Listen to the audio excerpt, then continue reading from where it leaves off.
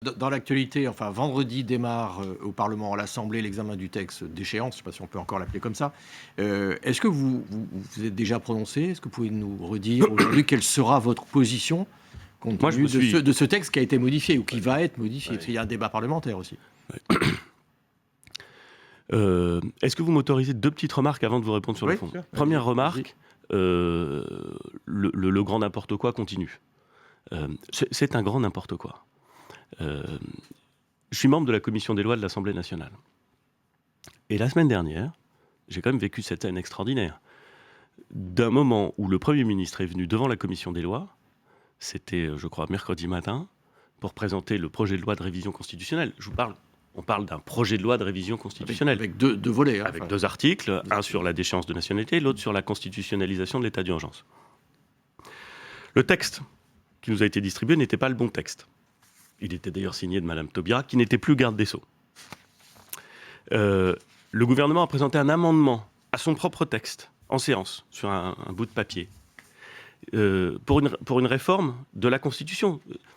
On a le droit d'être pour ou contre la déchéance de nationalité. Je vais vous dire, à la limite, on a le droit d'être pour, on a le droit d'être contre. Très bien.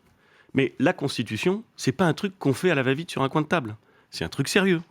Donc quand le gouvernement nous propose un amendement à son propre texte au dernier moment, parce que ça correspond au fond à un arbitrage interne au sein du PS, c'est d'un pathétique. C'est ma première remarque.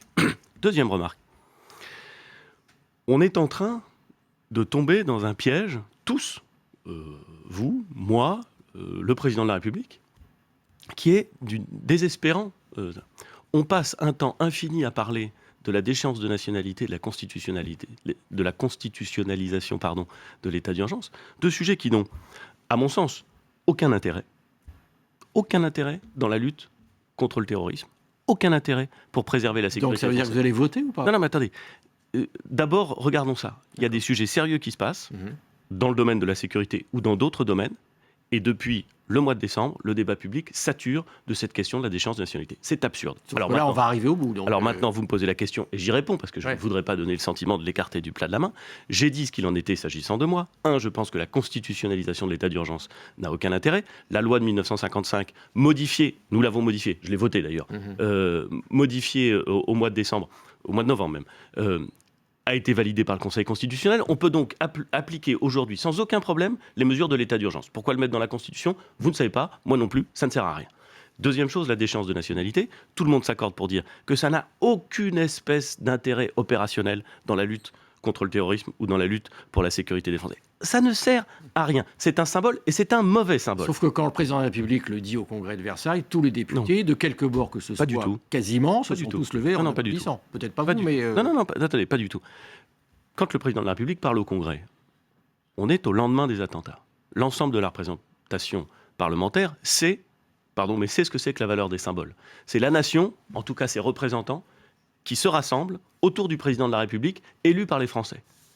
Dans ce genre de circonstances, on tient son rôle.